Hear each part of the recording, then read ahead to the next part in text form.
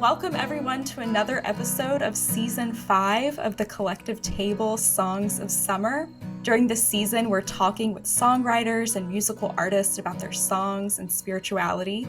Today, myself, Claire, and Talip, we're speaking with Andy Squyres. Andy is a singer-songwriter based in North Carolina, and I actually know of Andy from my time attending church on Morgan in Raleigh, North Carolina, where Andy would lead worship every once in a while. And today we'll be focusing on a worship song of his called Cherry Blossoms.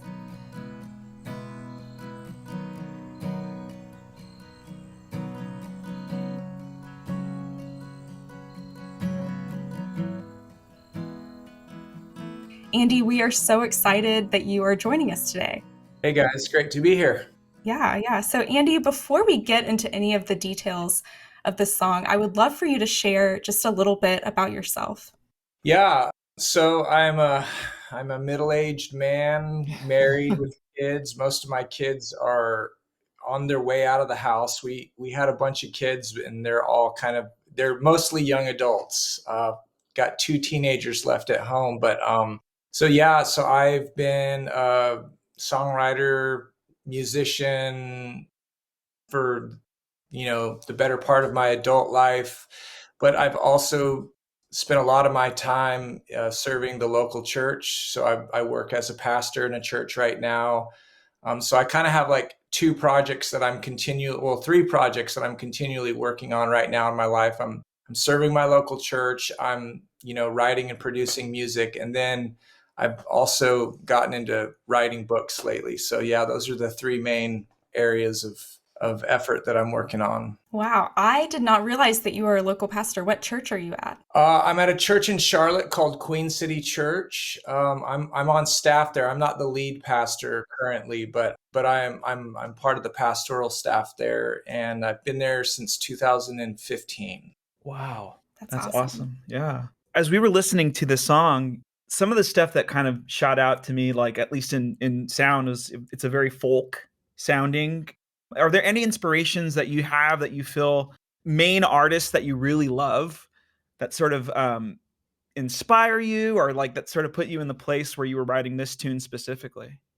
No, there wasn't any type of the story of that song is like that song is part of a story arc of across that whole record, Cherry Blossoms. So that as a standalone song, it's like if you were looking at Easter week, Cherry Blossoms is the Sunday of a really bad week, you know. So when I wrote that song in particular, I honestly didn't have anything other than just the story, the process of me walking through the actual story of that, where that song was born out of. And I remember exactly where I was when I wrote it. I was in my bedroom. I think I had been walking around the house just kind of like in a fog, and I just grabbed my guitar and I started playing those opening chords, and I knew right away I wrote the song fairly quickly, and I knew right away that it was special. I mean, I write a lot of songs, but they're not all. You wish they were all that good, but they're not. But I quickly knew that one was going to be something else. And was that lyrics first for you, or was it music first? Was it all at the same time? Like, how did that? I get asked that question a lot. I'm not a music's first or lyrics first guy. I have to have sometimes I'll occasionally have a lyric idea, like if I'm driving in the car, but they all come at the same time to me. Because to me, lyrics are so intertwined. There's such a marriage between the lyric and the melody. I find it hard to do them separately. I have done them separately, but I think the older I've gotten, the more instinctual I've gotten in my writing. It's like I can generally follow an idea into a place where the melody and the lyrics are landing simultaneously. Will I feel a warm wind blowing, melting all the sadness off of my soul? I was going to ask about when you sing this song, how maybe it changes for you depending on where you're singing it? Because I noticed in your music video on YouTube, you're singing it outside. As someone who I am from North Carolina, I grew up on a farm. I still Yep. love spending time outdoors. I feel like the song lends itself to that. And at the end, you hear cows mooing, you hear the crickets humming. Tell us more about that. Yeah, well, that video is honestly, it's really the start of everything for me because I think I wrote the song in 2010 and we filmed that video, I think around late 2010, maybe early 2011. Prior to that moment, I had been doing music, but it was mostly in the genre of like just straight up corporate worship music.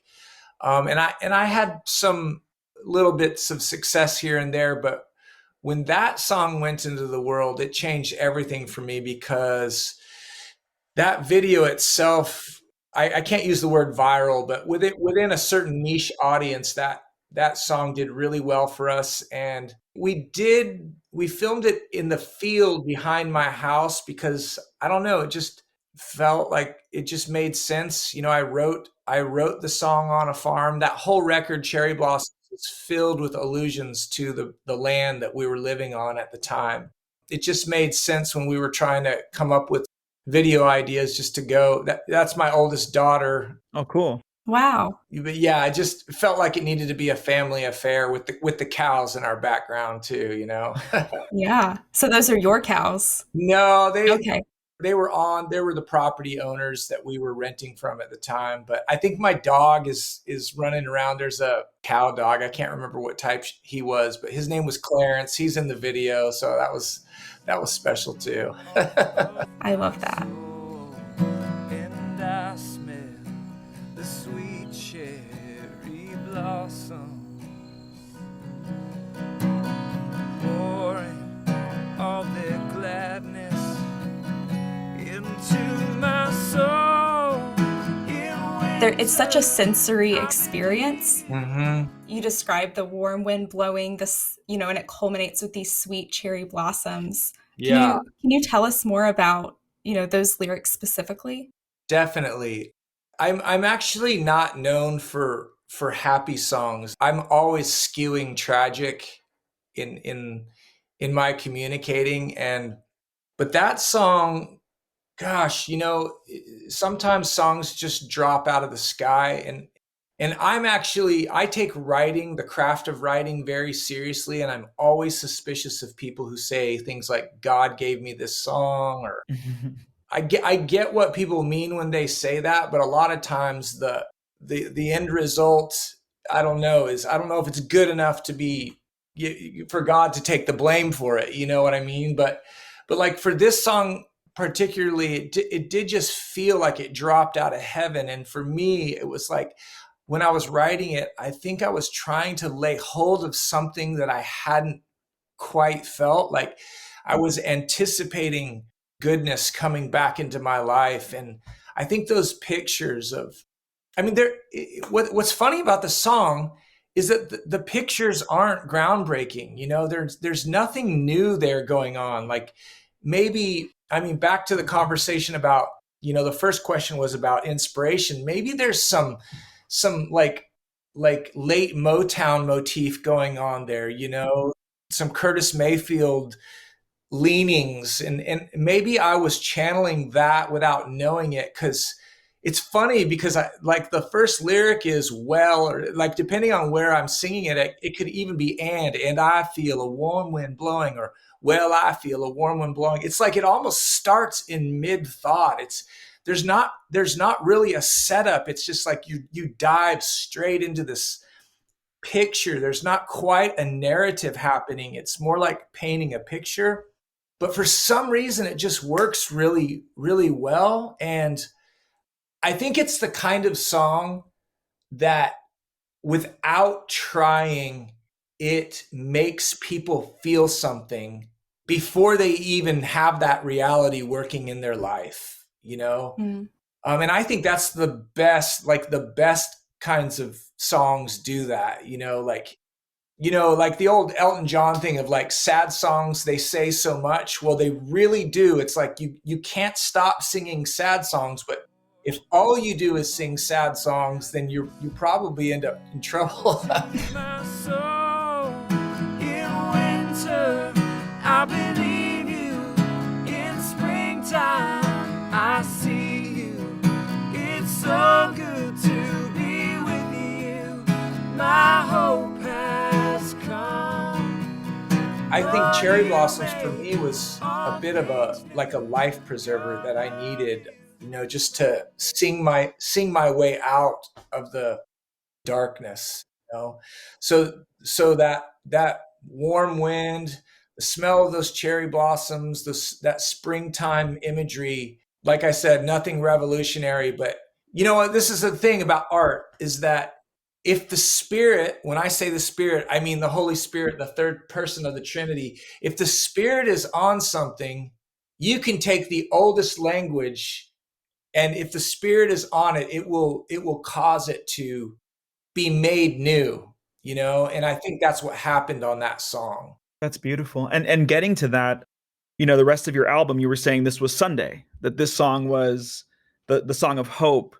Maybe walk us through some of the themes throughout the album. I know some of it was I read about your grief with some issue in your life with your friend, right? Could you walk us through some of that? And even does any of that sort of play into the hope that you were trying to get to, or the Sunday of this?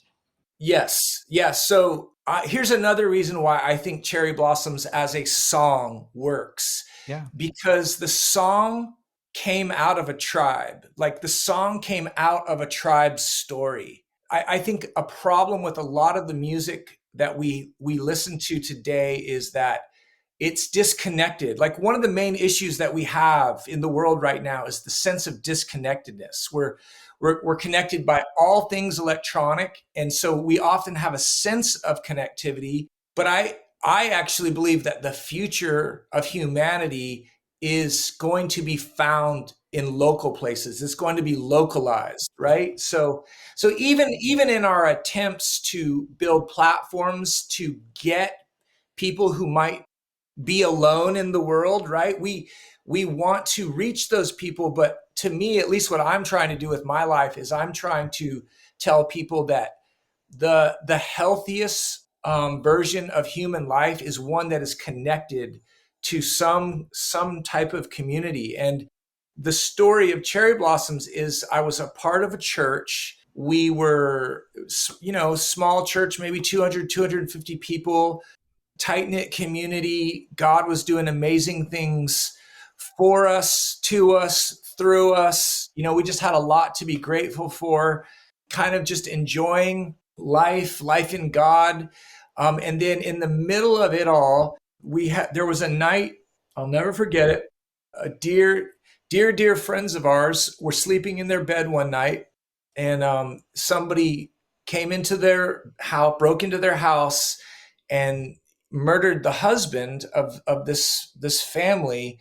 The wife and husband and their little baby was in this bed, and somebody broke in and shot the man 5 times, and the case remains unsolved. Now I've walked through the valley of the shadow, and I have been tested. And so, but you can imagine, like, the immediate aftermath of that happening within the context of our community was, well, you go, it's like this is how it is. I've in the telling of the story over the years, I meet people or talk to people over and over about this. There's this strange dynamic that happens where you're living regular life until you're not. You're living regular life until you meet some kind of thing that happens to you that you have no answers for. And that's what happened to us as a church. We were traveling along with God. We were met with this crushing tragedy, and we didn't know how to proceed, like, except for like taking the next breath, taking the next footstep, living the next day. And so maybe 6 months for me and my family, because we were very close to the family that this happened to, maybe it was just like 6 months of speechlessness. Like, all your questions about, is there a God come up? Like, how do these things happen? Like, whatever theology you have, mine got reordered. My theology, the way I thought about God and prayer life and how he interacts with humankind, that all was challenged. And then there was a reordering. Part of my process after 6 months of silence was I just started writing. Like, I was writing songs, and there's some very, very sad songs on the record, like What Nobody Should Know, Love Supreme. I can't think of, the names are eluding me, but it's the whole record until you get to Cherry Blossoms is like, it's Holy Week. It's like, it's a confrontation. It's a desolation and a desecration. And resurrection doesn't come just because it's a date on the calendar, So the songs, the whole record was written in the context of community. And I think that's why, because I didn't have a record label, I didn't have a marketing strategy, I didn't have any of that, but I think that the song was good enough because it was born in a very powerful place, in a very real place. And I think human beings all over the place were hearing that. Even if they didn't know it, they were going, I don't know what's going on here, because the chords they're not brand new, and the melody's not brand new, and the lyrics aren't brand new. What is making this thing go? Truth. I mean, having the truth in there, though, you have even what you explained and unpacked for us here. It resonates, and it's the truth of that out of this tragedy. Like you said, we're all looking for Sunday. We're all we kind of, even through the midst of horrible things that happened in our lives. That's really powerful. Yeah. And what you say about realness, because you talk about, in winter, I believe you, before in springtime, I see you, and that winter being so real, and not just going straight to Sunday, straight to the spring. Yeah. You're in that winter. Mm-hmm. That's so powerful. Thank you for sharing that with us, Andy. Sure. That this light affliction is not my home. I'm curious about if this song has evolved for you over time. Because, you shared a little bit about where the song was born out of. Now it's over a decade later. Yeah, it's interesting. It's, you pray for a hit as an artist, but hits are blessings, and then they become curses, because it's the thing where it's the song that you don't want to sing anymore, but everybody who comes to your shows is like, that's why they bought the ticket, right? I don't quite have an answer for you, except to say that one thing I've realized is that songs, sometimes you don't own a song anymore. Sometimes a song becomes, it exceeds, that song has exceeded even my audience. Like, I'm a niche artist. I don't have a massive following, but I have a good enough following to stay working, but that song has even gone beyond that thing. And I think, so what it means to me is that I have this continual thankfulness that I was able to, be a part of a song that, that song has been covered at least a dozen times now by various artists and different church groups. And so for that, I'm super thankful. I do, if I'm going to be honest, I do have to really work to perform it live. I have to give myself a pep talk, like, you need to feel this. You need to feel like, don't take this for granted. Don't forget how magical this was. Because I will never forget the very first time I sang it. It was I wrote it on a Tuesday, and I brought it to church to lead at church on a Sunday. And it was like the heavens opened up, and, the rain of heaven began to pour out in the sanctuary, because there wasn't a dry eye in the house, and front to back, people were singing it. By the end of the first chorus, the very first time I did that song, people were all over it. There wasn't anybody sitting back going, yeah, I'm not sure about this song. Can we sing that in church? I'm not very sure. Right. There wasn't any of that conversation. Wow. Wow. Well, I appreciate you talking about the song with us today. Yeah, for Even sure. so, yeah. Yeah. Thank you. Because I will say in my time attending the church in Raleigh that I know of you from, Yeah. that was definitely a standout song that we would sing in worship. Yeah. When you would join us, or, when there were other folks leading worship. Yeah. And that's a great reminder, because I wouldn't necessarily come and do that song, but Justin Morgan, the pastor of that church, he would always say, be like, Andy, you got to do Cherry Blossoms. And I would be like, if you insist, right? But the payoff is always like, yeah, this song, even though it's over a decade old, it still keeps doing its work. It keeps doing the thing that it was born to do. And it's honestly really important for artists not to forget that. Absolutely. Yeah. What are you working on right now? What is sort of your next thing? I'm curious of, just even as we're talking about this, do you have other projects coming up that sort of are inspiring you right now, or what are you excited about? Well, my record Poet Priest came out exactly a year ago. So April 2021, it came out. And that, to me, that project is, I mean, is it okay if I call it a masterpiece? I don't know if it's okay, but I'm just going to say it, like, it's freaking phenomenal. So I've been touring that record, and then I wrote a book. I wrote a book this year, and then that got published in November of 2021. And then volume 2, I've got another book coming out in May. And so those are the things that I've been working on recently. So that's great. I have your Poet Priest, the volume 1 very book. cool. Yeah. I love the way that you used pictures and multimedia, and you mixed in some of your song lyrics and some of your own poetry work in there. It's really, really beautiful. Yeah, that thing, it's funny. It's become kind of a joke now, but it's been a little bit insulting how good that book has done compared to my music. 'Cause it went like, we sold 3,000 copies in a month. And it was just like, we'd never seen anything like it before. I mean, it was just it was just so weird to see people's response to the words, like, I'm a reader, but I think I'd rather listen to music, Who are you reading right now? Anybody that you're inspired by in that realm?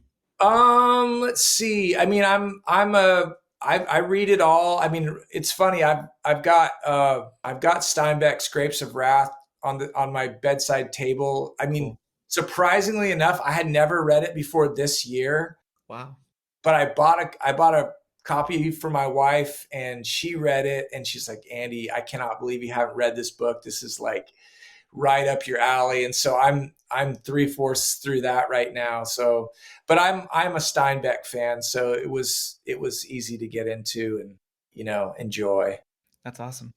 I know Talip asked about things that you're working on. Is there anything else that you'd like to share? Anything that's next for you that you're looking forward to? Well, I mean, the only thing that I would really ask people to keep their eyes open for is my next book, Poet Priest Volume 2, that will be coming out in May, either late May or early June. I'm not sure yet, but like, if they want to follow me on Instagram, that's like a great place to keep track of what I'm working on, because we're going to be, promoting the heck out of that when it comes out. So, and then I hope to be releasing some music this year too. So not a full album, but some singles. So, well, great. Where can people find you on Instagram? They can just find my name, Andy Squyres. Squyres is spelled Squyres if they're looking for me. So that's probably the best place to keep up with me. Well, Andy, thank you so much for joining us. This has been such a pleasure. And to our listeners, give Andy a follow on Instagram. Give us a follow on Instagram as well. We'll be sharing some of his stuff at the Collective Table, and we hope you're enjoying your summer. Thanks, guys. Good.